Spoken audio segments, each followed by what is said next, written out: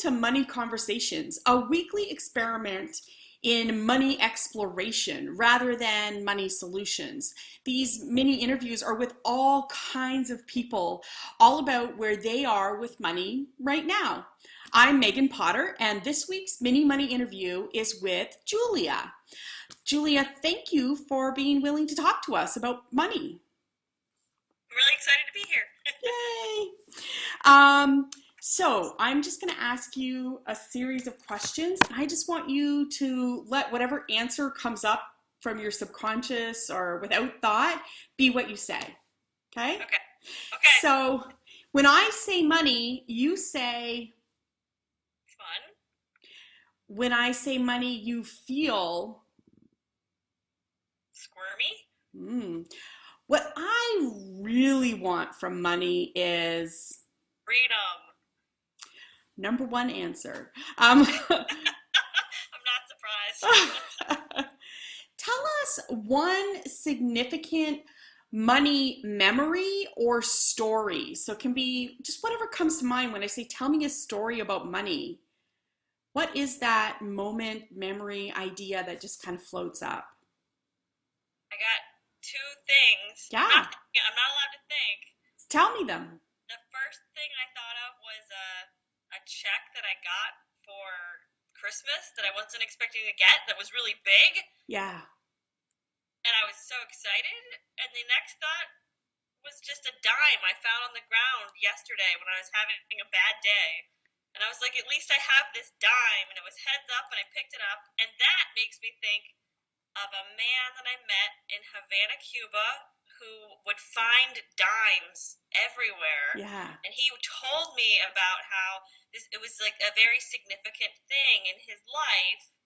And I forget if it was connected to a person, but everywhere he would go, he would find United States dimes, and he collected them. And then Wow. I started finding dimes everywhere because of his story. Not quarters, not pennies, but dimes. Yeah.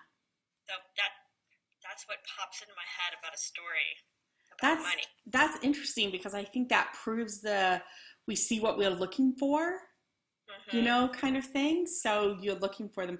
What do you think of? Is there a truth? Like when you see a dime, what do you know when you find it on the ground?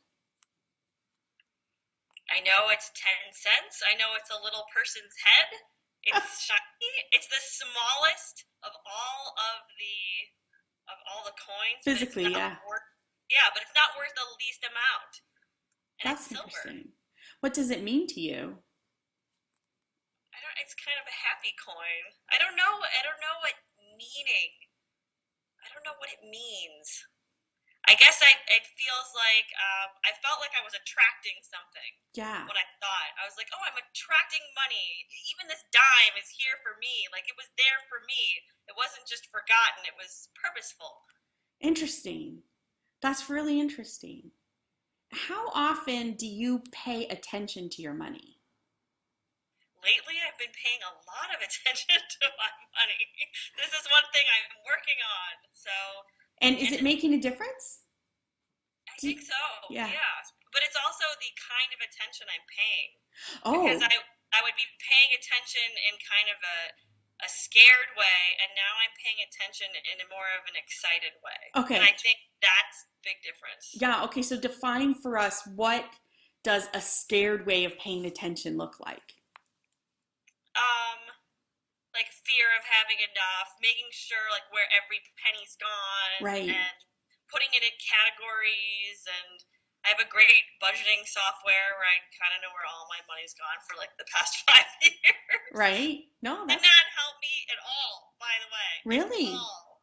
Yeah, really what did it do for you?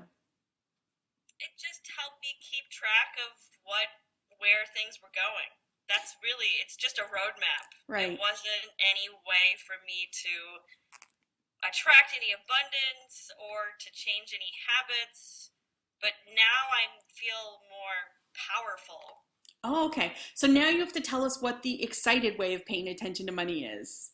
Well, What do you it's do like differently? finding that dime. It's like, Right. oh, a dime! I found a dime. And instead of spending money and feeling like, oh, I don't know about this, like, well, is that where I want to put my energy?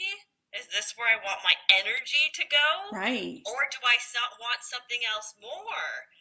So I don't know. It's hard to pinpoint, but it's definitely it's like, do I want this or do I want something more? Not do I want this? Can I have this? Is this okay for me? What happened to change? I took a money challenge. You know what? Actually, I have your clearing.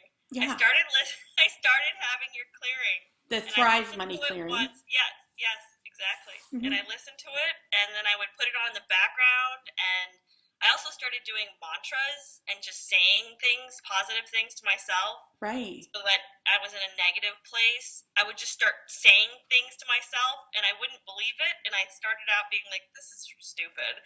And now I'm starting to say, no, this is true. Of course, yes, this is happening. It's a huge personal shift. Are you Huge. seeing more of a difference in the actual amount of money that you bring in or just in the way you feel every day? I think it's both. Yeah? I, I think more in the way that I feel, but then I'm attracting more. This Yeah. year it feels abundant already. And there's a Yay. lot of reasons that it shouldn't. And I'm like, no, this is happening. And so my positive feelings are really they're big. I don't know, they're like shooting out. I Yeah. don't know. No, that's really cool. One of the things I talk about when I do the money medicine work and more in-depth sessions with people, well, one of the things that I have as a personal philosophy in going into them is that it's not always about how much money you make, like we're so focused on the number, but Right.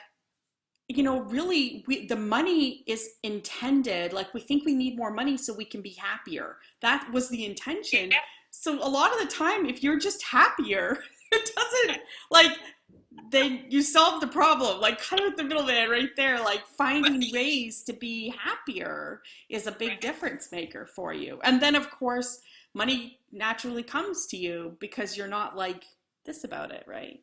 Right. Yeah. Yeah, and then things that I would use money for to fill some kind of hole that I wasn't happy. Like, oh, I'm too tired. I'm going to spend my money on this, or oh, I can't Oh, do that.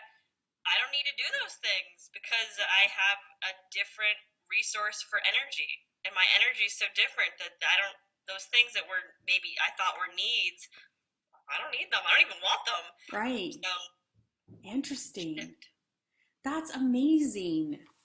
I've loved this conversation, Julia. It's been really wonderful to talk to you about it, and thank you so much for being willing to share that here. It's just, it's such a gift for you to let us see into your relationship with money and how it's been changing this year. If you watching this want to join in the money conversation about you and your money, you can comment on this video. You can share it, or you can subscribe to the YouTube channel so that you don't miss any more money conversations. Or if you're really excited about talking about money, you can raise your hand and take Julia's place in the hot seat and be interviewed for your own money conversation. Thank you so much for watching, and to Julia for letting us invade her privacy because we don't usually share our money in this way. And it's been lovely. We'll see you next week. Bye.